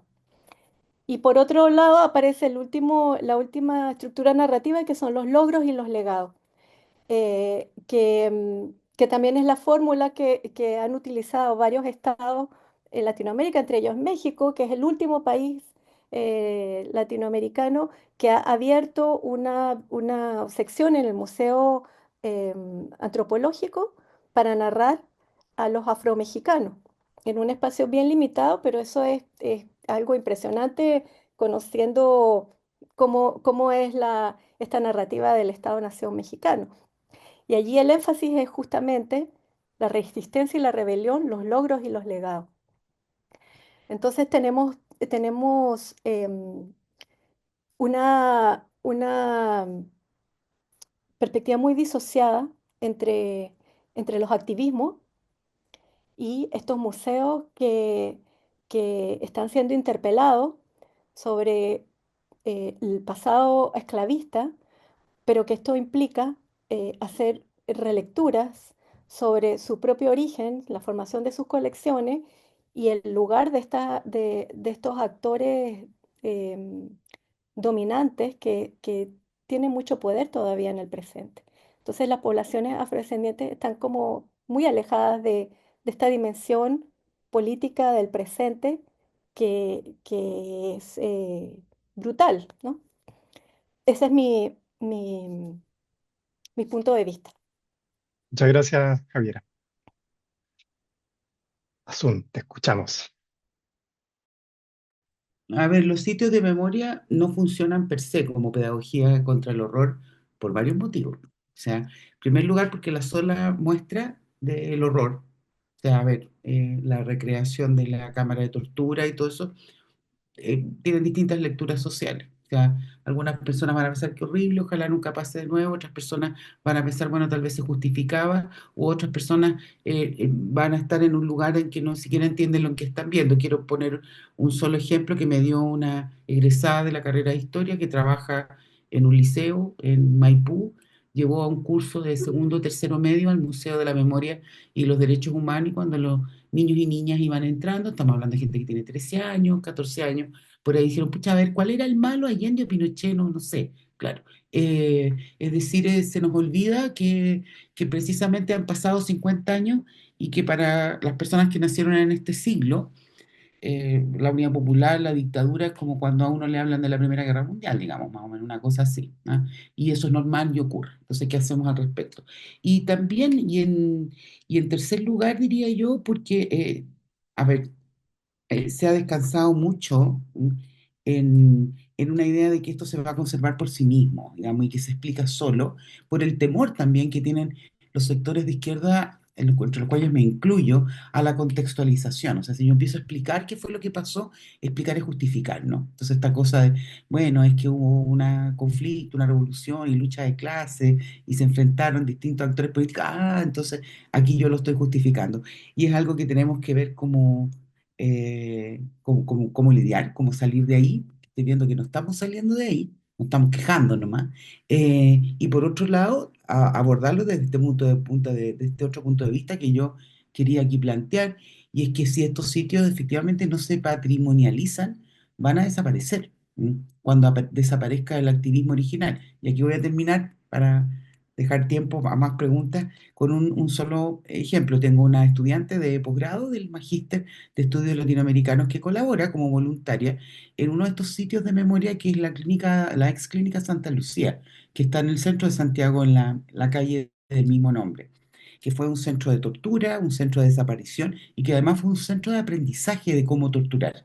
Se enseñaba a los torturadores. Como es una casa antigua, está muy deteriorada, se hundió el techo con la lluvia del año pasado, es una casa antigua, está en el centro de la ciudad. Ya dos veces han llamado, antes de Halloween, de esta fiesta de Halloween, empresas de eventos que quieren arrendar la casa para hacer fiesta de Halloween. Porque claro, como una casa antigua y ocurrieron cosas terribles, sería genial hacer una fiesta allí. Y esta estudiante que se llama Gabriela Omori, ella me dio autorización para mencionar su nombre, me dijo, bueno, las dos veces nos hemos negado y le hemos explicado, oye, pero es que no, digamos, o sea, estamos hablando, esto no es para fiesta de Halloween y fantasma y todo eso. Ante la destrucción, ante la desaparición paulatina de las víctimas originales, ante la falta de recursos, ¿cuánto tiempo se va a seguir diciendo que no? Eso. Gracias, Ana Lisset. Te escuchamos. Ay, me quedé impactada con justo lo que acabas de decir de cuánto tiempo, no en temas de los espacios. No, y gracias, bueno, gracias por la pregunta que hacías, Patricio, y gracias a mis colegas. Es bien complejo también determinar cuándo un espacio puede ser usado para fines recreativos y justamente por un tema de sustentabilidad en temas económicos, ¿no? No sé, yo veo y ustedes a lo mejor me corregirán, no quiero abrir esa caja de Pandora porque sé que no es el tema, pero el tema de apoyos económicos al tema cultural es complejo. Yo veo que por ejemplo Chile tiene como al menos lo que yo he visto a distancia, las embajadas tienen como muchas becas y propuestas, digo que todos los países los tienen, pero llega un momento en que en algún momento no todo se vuelve un tema de dinero, pero es cierto, o sea, conservar un espacio, hacer exhibiciones, los museos, todo tiene un costo. Y es difícil porque esto que está comentando aquí llega a suceder con algunos edificios históricos que por ley no podrían ser empleados para eventos sociales. Pero llega un momento en que dices, bueno, ¿y qué hacemos con eso? Porque se vuelven de pronto espacios petrificados que ocupan un recurso, que intentan ser conservados, pero que es difícil, ¿no? Y bueno, me quedé con esa nota. Pero retomando lo que decías hace un rato, Patricio, y tomé también referencia a lo que nos ponían en el chat. Justamente hablar del tema de la calle es muy interesante porque al menos los grafitis, y ahora sí voy a hablar de grafitis, no son algo nuevo. O sea, venimos desde las pinturas rupestres, todo el grafiti histórico, histórico hablando de las invasiones de los romanos, los griegos, pues trae muchísimas, digamos, evidencias históricas, arqueológicas sobre el famoso was here, ¿no? Un tema de dominación a partir de rayar y de evidenciar que hubo una dominancia de una tribu sobre otra, de un espacio sobre otro, y que a la distancia se ha conservado. Yo al trabajar en la Escuela Nacional de Conservación, que dependemos del Instituto Nacional de Antropología e Historia, donde se forman los arqueólogos, los antropólogos. Por ejemplo, cuando recuerdo fuimos a la zona de Palenque en Chiapas, que es una zona arqueológica, no sé si alguien la conoce, pero la puede googlear. Hay grafitis históricos de arqueólogos ingleses y franceses del siglo XIX que decían Charney, o sea, incisos sobre la piedra caliza, no hablando de yo estuve aquí, y estoy hablando de algo muy reciente, no estoy hablando de Grecia o de Roma, que realmente técnicamente podríamos quitarlos. O sea, resanamos, emparejamos el muro, pero ¿por qué no los quitamos? Porque son importantes. Habla de un momento de la historia de ese espacio, más allá de las motivaciones de eso. Y lo que tú comentabas, por ejemplo, justo yo tuve oportunidad de ir a Santiago antes del golpe y después, justamente 3 años después, y yo vi los registros que había, me llamó mucho la atención estos enmarcamientos que ponían en las calles con un marco dorado tal cual, ¿no? Que había quien estaba a favor o en contra del tema de musealizar las calles. Pero ese tema de los registros es muy importante. Casi siempre estas evidencias, sobre todo de manifestaciones, que aquí hay que diferenciar algo. No toda la gente que pinta o que dice algo en la calle es necesariamente digamos, de la escena grafitera o de la escena del arte urbano. O sea, es algo más complejo de determinar. Yo puedo ir con una lata o con un plumón y poner mi nombre. Digo, incluso hasta, no sé si saben esa anécdota, que es una anécdota más de la farándula, pero Madonna, cuando empezaba, que era novia de Basquiat, puso su nombre por todos lados, Madonna, Madonna, para que la gente recordara su nombre. No saben quién era esa tal Madonna. No era como una especie de autopublicidad, ¿no? Es algo tan básico como eso. O si yo quiero manifestar sobre justo desapariciones forzadas o todo este asunto, no necesariamente tiene uno que dedicarse de cotidiano a eso para poder ocupar la calle. Y esto que tú hablabas de las manifestaciones sociales, a veces con creen o crees que es tan fácil como con un rodillo y pintura taparlo cuando a veces hace más evidente lo que está ahí, ¿no? Estos famosos recuadros blancos que vemos en las calles, en realidad lo que evidencia es que hubo algún testimonio de algo y también tanto el tema de los monumentos o esculturas como el tema de las consignas derivada de manifestaciones, yo creo que cada vez tiene más fuerza y el que lo quiten físicamente no quiere decir que no exista ahora en las redes sociales. Ese es punto número uno.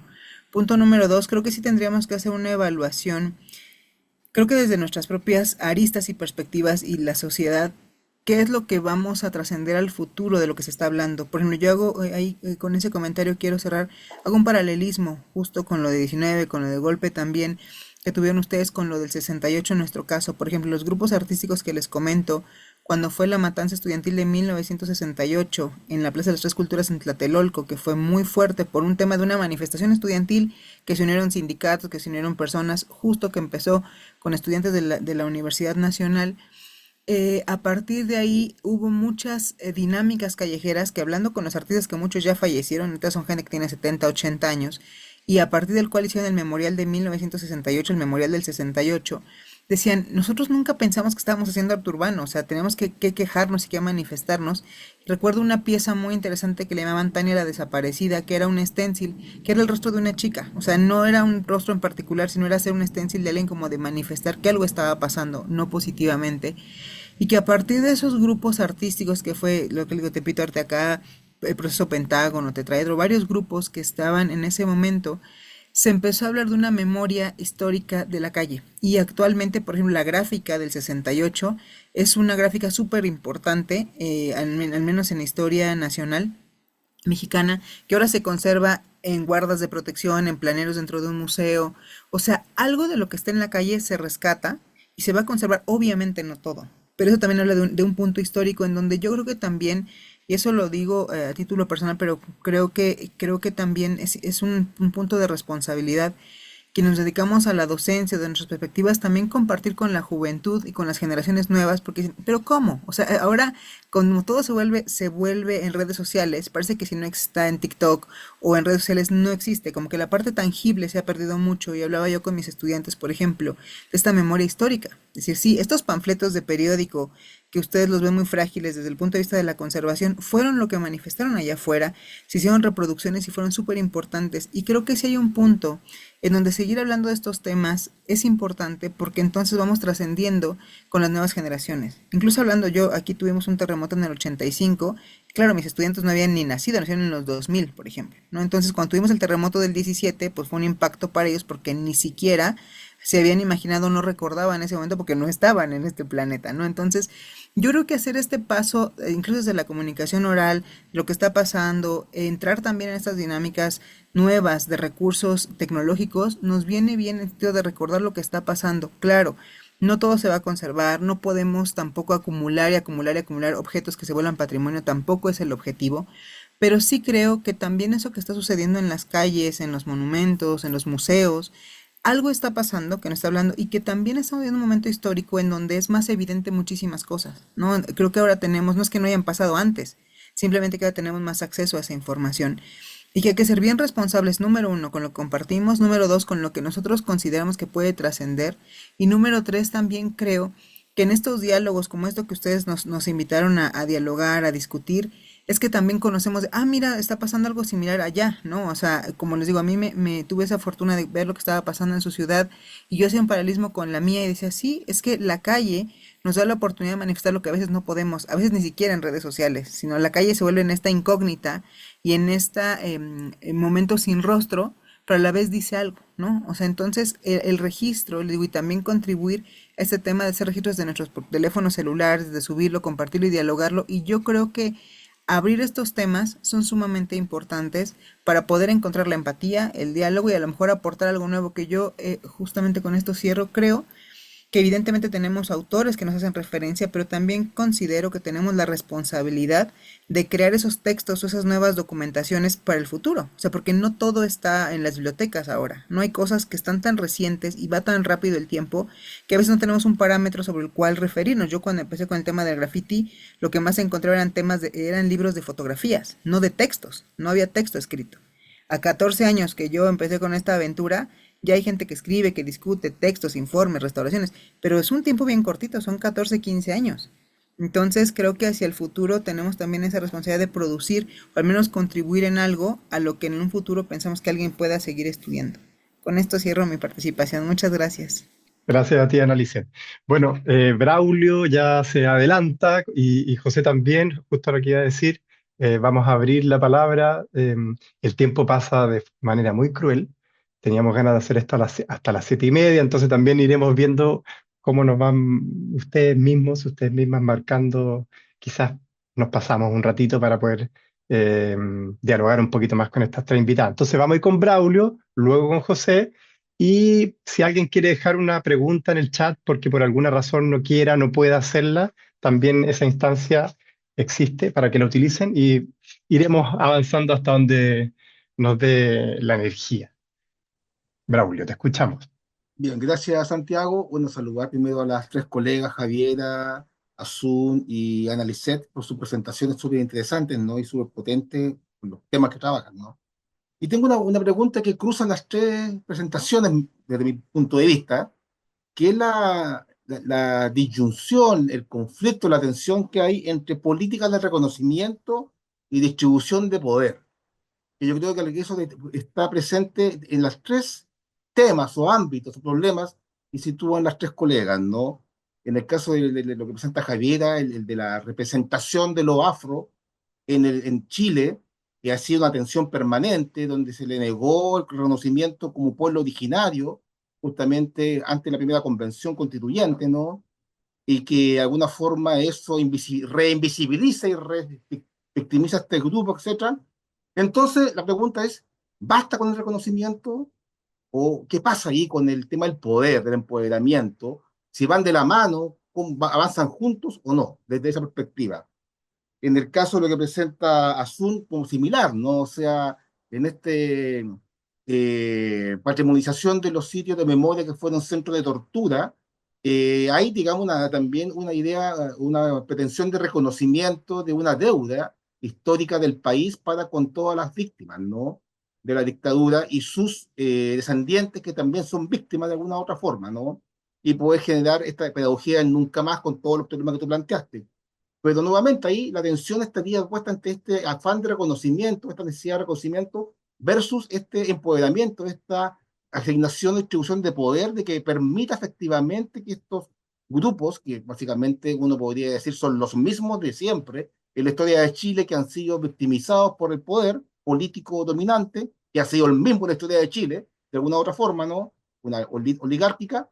¿Qué pasa con ese tema del poder? El ejercicio de poder.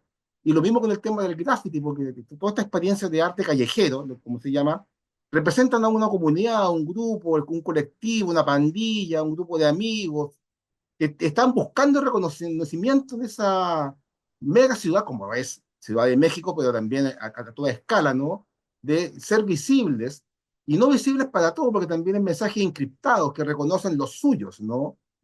O está indicado a una cierta comunidad específica, como el famoso no binarios que ni cortan ni pegan, acá en Valparaíso, ¿no? Que tiene un montón de interpretaciones, ¿no? Que cortan y pegan, perdón, eso, no binarios que cortan y pegan, que tiene un montón de interpretaciones, pero un mensaje cifrado hacia alguien. Pues ahí también está esta búsqueda de reconocimiento, pero también sigue estando presente esta asimetría de poder, ¿no? En los tres casos. Esa tensión, ¿cómo ustedes la ven y cómo ustedes ven que se podría de alguna manera no resolver, pero cómo abordarla? Eso, muchas gracias por las presentaciones y muchos saludos y abrazos para todas.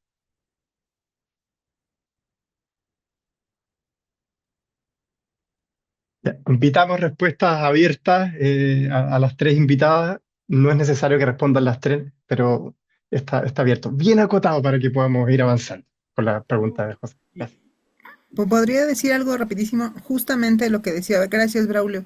En este tema de lo que tú hablas de la visualidad, aplica tanto para la gente que se dedica al graffiti, que efectivamente hay un tema de crew, que a veces solo es un diálogo, incluso hasta el graffiti de pandilla, incluso el graffiti delincuencial, que estás marcando en un espacio.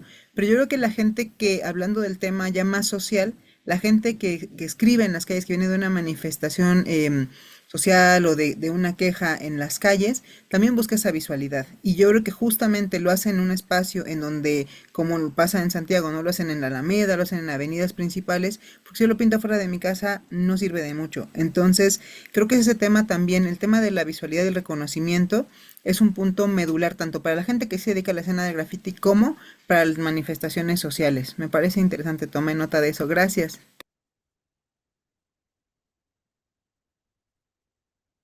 No sé, ¿sigo yo, Azul? ¿Sí?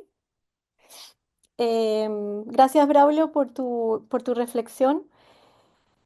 Con respecto a lo que planteas, las políticas del reconocimiento, em, fíjate que la, yo coincido con varias de las organizaciones con las que me ha tocado interactuar a partir de esta investigación, de que los museos que dependen del Estado y de las universidades son bastiones impenetrables con respecto a procesos de decolonización. Y la diferencia entre la decolonización y la visibilización y el reconocimiento es que la decolonización implica justamente lo que tú planteas, ¿no? Apuntar a las redes de poder, a las lógicas del poder, a, a la reparación. Y la visibilización y el reconocimiento es simplemente quedar en este plano de que uno también lo podría ver como un momento anterior en que se establece que sí, que estas poblaciones existen. En su conciencia eh, ontológica, por decirlo así, en este escenario. La fórmula que las comunidades han estado elaborando a partir de esta convicción con respecto a la impenetrabilidad de los museos como instituciones que puedan reflexionar sobre el pasado chileno con respecto a la esclavitud, sus consecuencias y el racismo, porque ese es el horizonte de estos esfuerzos, es que tienen que crear sus propios museos. Y en sus propios museos es donde, eh, citando a una eh, intelectual de la isla de Reunión, es un completo desorden. O sea, es plantearse reinventar el museo solamente para hacer justicia con respecto a, a sus propios devenires, que ni siquiera ellos están tan em, eh, claros sobre cuál es ese devenir. Pero sí el racismo es el elemento central de esas trayectorias. Entonces, son los museos del racismo. Eso nada más. Yo prefiero dejar espacio para otra pregunta, u observación o comentario. Perfecto. Gracias, Uno. Entonces vamos con José y después voy a leer una pregunta que escribió Mónica, entiendo. Yo la puedo leer, Mónica, si te parece bien. Sí, seguimos con José entonces y luego vamos con la pregunta más. Hola, hola. Bueno, muy breve, ¿ah? Y es que no quiero dejar pasar la oportunidad de escuchar ahora a Ana, porque claro, más o menos conociendo yo más un poco el escenario de quienes estamos convocados aquí, los que venimos del ICROM, del ICOMOS y de la conservación y todos esos temas, ¿no? Entonces somos primos en eso. Pero por lo mismo, a mí me parece que una oportunidad que tiene una conversación como esta, digamos, ¿no es cierto? Que no es una clase ni es conducente, digamos, ¿no es cierto? A ningún mérito académico de ningún tipo, y que más bien, digamos, ¿no es cierto? Lo que intenta, por el contrario, es abrir la cosa, digamos, no solamente para que salgamos a solucionar cosas que pasan en la calle, sino que para que nos situamos desde el espacio de la calle, que sería lo público. Y en ese sentido, de todo lo que has comentado, Ana, me encantaría saber tu opinión de las restauradoras con glitter. Yo creo que eso fue un fenómeno único en América Latina de donde desde la disciplina, ¿no? Imagínense un colectivo, ¿no? Tú lo puedes explicar mejor que yo, pero solo para terminar el redondeo de la pregunta, yo creo que es una de las experiencias únicas en América Latina en donde desde el grupo de referencia disciplinar que podría haber sido más reaccionario, digamos, ¿cierto? En el sentido incluso científico, técnico, ¿no? A tener todas estas miradas muy ponderadas respecto de los monumentos autorizados y sin embargo salen, ¿no? A la calle a defender todo esto un poco que tú nos has comentado. Me gustaría que te refirieras a eso y que se lo comentaras también al resto porque me parece que es un episodio notable de la historia del patrimonio latinoamericano reciente. Gracias. Muchas gracias por el comentario. Pues fíjate, sí fue un tema muy interesante en su momento, a partir de la manifestación que les decía, se dio en 2019, que manifestaciones el 8 de marzo, creo que en cada ciudad han sido diferentes, al menos en la Ciudad de México, a partir de ese momento no son manifestaciones pacíficas, justamente por todo el tema feminista, el tratamiento de la mujer, y fue a partir de situaciones en donde se derivaron por agresiones hacia las mujeres. Empezó con este tema del glitter. El glitter, hablamos de la brillantina, hablamos del mismo, este material que es como chispeante. Bueno, pues salieron muchísimos colectivos, hay quien se llama las brillantinas, o salieron abogadas con glitter, salieron muchísimos colectivos hablando de eso porque una de las chicas, no del colectivo, no es para dar contexto, fue a hacer una denuncia y cuando no la atendieron como debería les aventó brillantina a la policía y a partir de ahí el término de glitter se tomó como ese tema de estandarte. Mis colegas, justamente, varias desde el ámbito de la restauración, junto con otras áreas disciplinares, pero hablando, digamos, de la conservación en general, hicieron este colectivo que se llama Restauradoras con Glitter. De hecho, por ejemplo, en su momento, a mí me invitaron a participar también, pero su propuesta es mucho más hacia el tema feminista, no un tema de discusión. Y sí, totalmente de acuerdo en el tema del debate, porque cuando se hace esta intervención, digamos, ilegal o espontánea derivada de una manifestación social en la columna de la independencia que ponen, que además pone México feminicida, todo el tema en un monumento que tiene esta categoría patrimonial, pues empezó a debatir si se conservaban o no se conservaban esos grafitis. Y la discusión era por qué no dejarlos hablando de un momento histórico relevante de una situación, pero también pues hay una ley federal que protege y empezó el debate, ¿no? O sea, qué era más válido, que si la manifestación, que si el monumento, que si las vidas, y yo pues como lo dialogaba con ellos en algún momento, no, en ningún momento creo que se pone en comparación la vida de las personas contra un inmueble, contra una escultura, es que eso yo creo que es un sentido común, no tiene ni lógica, o sea, no tiene ni punto de comparación. Lo que sí es verdad es que me parece que abre un diálogo muy interesante sobre el tema de la documentación, porque inclusive otros artistas como Lorena Wolfer y otros artistas empezaron a hacer, por ejemplo, el bordado, retomó muchísima fuerza, se empezaron a hacer bordados a partir de los grafitis que estaban ahí, se empezó a hacer una documentación, piezas artísticas que hablaron a partir de eso, pero si bien como yo les comentaba, fue un espacio, digamos, la avenida Reforma, que es una de las avenidas principales de la Ciudad de México, siempre ha sido sujeta de manifestaciones de grafitis por manifestaciones sociales, lo que impactó fue que fue la columna de la independencia, ¿no? O sea, la relevancia de ese espacio y que salieron muchísimos colectivos, entre ellos mis colegas de Restauradoras con Glitter, sobre estos debates de qué se quedaba y qué no se quedaba, ¿no? Y ellas justamente defendían ese momento de, bueno, qué tan viable es quitarlo, porque claro, también a partir de las leyes federales que se tienen, cuando en algún momento se raya un monumento, ya sea que diga Juan y María se aman, ¿no? O sea, desde algo tan básico hasta un tema como México feminicida, siempre se tiende a quitar, ¿no? Lo que hablábamos hace un rato, ¿no? Es como la acción primaria, y creo que eso aplica en todas las ciudades, de borrarlo, de hacer este borramiento, este blanqueamiento, de eliminarlo, como si no hubiera pasado. Pero en este caso creo que abrió un debate muy interesante, además del colectivo, fue que no solamente abrió mesas de trabajo, de diálogo, porque fue de, ok, ¿qué documentamos? ¿Qué se queda y qué se va? Y entonces fue un proceso que más que hacerlo esta inmediatez de vamos y quitémoslo hoy, ¿no?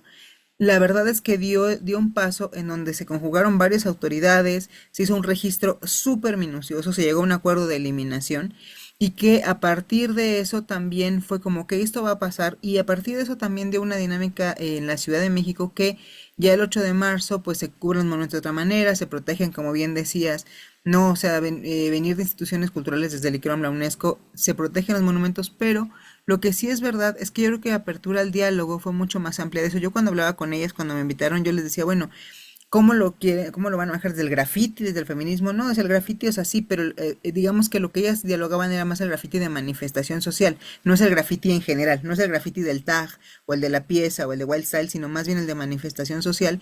Y creo que su discurso ahora va más hacia el tema feminista, porque hay un punto aquí también bien relevante que yo no sé si en sus campos de acción suceda. Al menos en México y según yo, prácticamente en el mundo, ahí sí no quiero generalizar, pero al menos en México, el mundo de la restauración es básicamente femenino. O sea, por cada grupo que entra de 25 personas, 24 son mujeres. O sea, eso es algo muy interesante, que nosotras en la mayoría somos mujeres. Entonces, mujeres que hacemos acciones de todo tipo, y eso también marcó una pauta en donde teníamos de alguna manera como más voz, porque no veníamos de este tema de lo que hablaban del patriarcado y la represión, porque en su mayoría, de hecho, tenemos muchos problemas, no en un sentido negativo, sino cuando hay que buscar equidad, es que no tenemos varones en nuestros equipos de trabajo, no porque no queramos, es que no hay. Entonces es un momento muy complejo porque a partir de eso también dio la oportunidad de tener esta voz y digo, también se en colectivos como las abogadas con glitter, a partir de este suceso histórico y a partir de muchísimas mesas de diálogo que hemos trabajado desde muchas perspectivas, o por ejemplo ahora participo en un seminario de investigación de graffiti sobre monumentos históricos, no que digamos, por ley les toca quitarlo, pero en realidad es como, bueno, más allá de quitarlo, ¿qué hacemos con esto? ¿Cómo lo registramos? Y también abrió la pauta ese momento de la manifestación al diálogo con los colectivos que hacen estas rayones, y quiero cerrar justamente con eso. Yo he estado trabajando con la Universidad Autónoma Metropolitana, que aquí se llama la UAM, y ellos tuvieron hace 2 años un paro muy fuerte también en la universidad por un tema de feminismo, y por ejemplo rayaron toda la universidad, ¿no? Con stenciles, con grafitis, y la rectoría hizo un diálogo con ellas de, bueno, ¿cuál es más importante para usted que se quiten o que se vayan? Y los mismos colectivos sociales dijeron, ok, este lo podemos quitar, este no. Creo que ese diálogo no es, digamos, fortuito, y es un diálogo bien importante, porque nos habla también de qué es permitido o no en la calle y qué nos habla de una memoria histórica de un contexto. Entonces, bueno, espero haber sido clara con mi explicación, si no, me escriben y dialogamos más, pero iba por ahí. Gracias por la pregunta. Regálame 30 segundos, Santiago, solo algo que puse ahí más en el chat. Exactamente es lo mismo que está pasando en estos momentos, más diferido en el tiempo, con el famoso monumento a Baquedano. Hay una iniciativa de un concurso que levantaron espontáneamente artistas, lo puse ahí, que se llama por el Plinto y la Plaza, para que lo revisen, digamos, ¿no es cierto? Porque es la pregunta, ¿qué hacer? Esa es la gran pregunta. Gracias. Gracias. Muchas gracias, José y Analicet. Vamos a cerrar con un diálogo que se dio en el chat entre Mónica Pinto y Asun, que quedó una pregunta ahí que sería bonito que a lo mejor Asun la tomara, y con esto vamos a cerrar en honor al tiempo. Hay muchas ganas, me imagino, de seguir conversando, pero vamos a intentar dejarlo hasta acá. Mónica Pinto dice, no sé si entendí bien, creo que Asun aludió a la, comillas, historia desde abajo como algo antiguo, cierra comillas. Entonces, consulto si escuché bien, y si es así, por favor, profundizar la afirmación. Ya, A Mónica, estaba ahí sí, conversando con sí, Mónica sí. Pinto.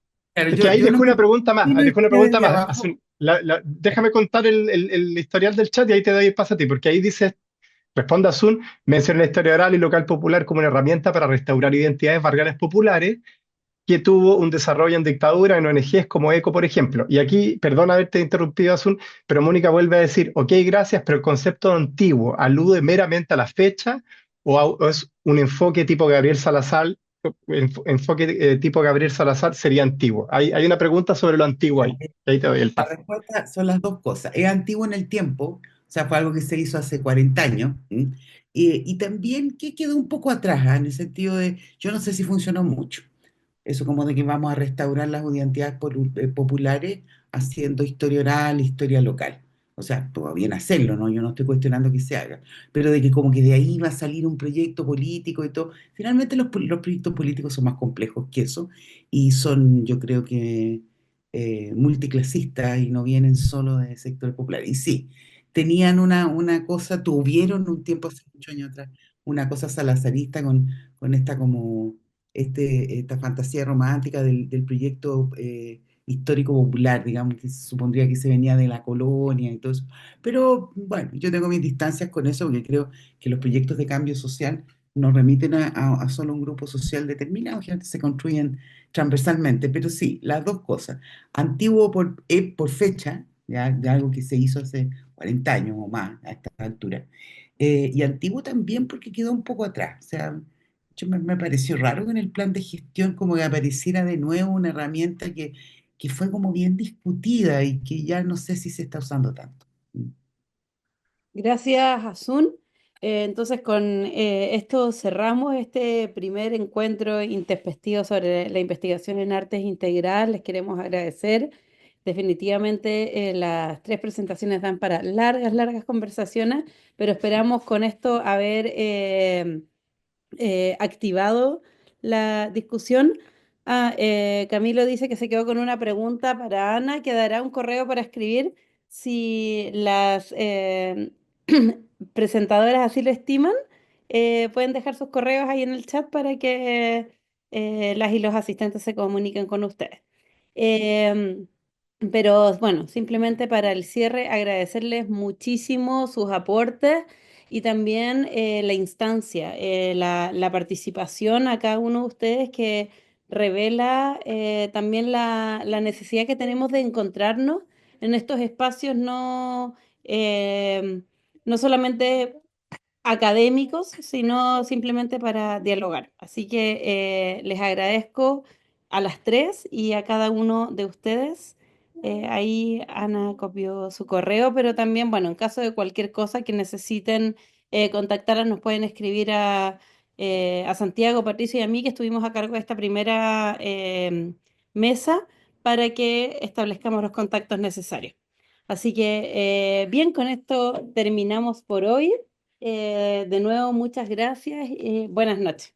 Sí, Chao. que les vaya muy bien, muchas, muchas gracias. Recuerden que en 2 semanas más tenemos un nuevo encuentro, estaremos enviando la información y utilícennos para contactar a estas tres ponentes del día de hoy para lo que necesiten. Podemos hacer ese puente. Gracias, buenas noches. Que Gracias a estén muy ustedes, bien. Chao. un gustazo. Chao, chao. Bye. Hasta luego, bye.